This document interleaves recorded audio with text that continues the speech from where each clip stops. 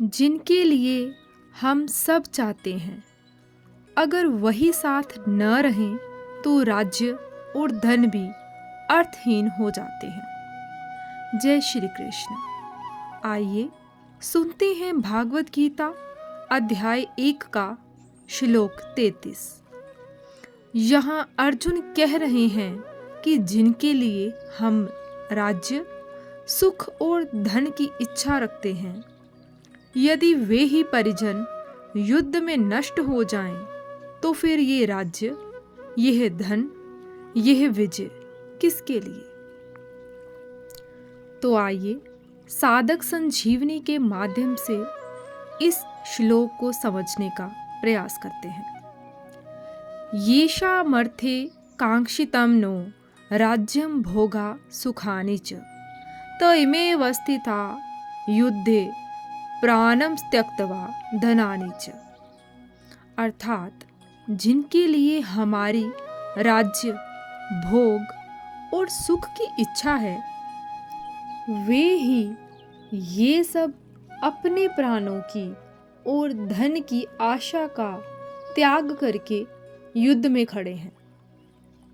व्याख्या: येषामर्थे कांक्षितं नो राज्यं भोगा सुखानि च। हम राज्य, सुख, भोग आदि जो कुछ चाहते हैं, उनको अपने व्यक्तिगत सुख के लिए नहीं चाहते, प्रत्युत इन कुटुंबियों, प्रेमियों, मित्रों आदि के लिए ही चाहते हैं। आचार्यों, पिताओं, पितामहों, पुत्रों आदि को सुख आराम पहुँचे, इनकी सेवा हो जाए, ये प्रसन्न रहें, इसके लिए ही हम युद्ध करके राज्य लेना चाहते हैं, भोग सामग्री इकट्ठा करना चाहते हैं। त इमेव स्थिता युद्धे प्राणं त्यक्त्वा धनानि च। पर वे ही ये सब के सब अपने प्राणों की और धन की आशा को छोड़कर युद्ध करने के लिए हमारे सामने इस रणभूमि में खड़े हैं।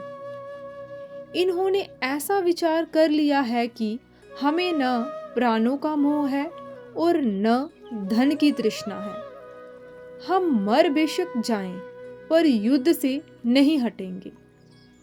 अगर ये सब मर ही जाएंगे, तो फिर हमें राज्य किसके लिए चाहिए? सुख किसके लिए चाहिए?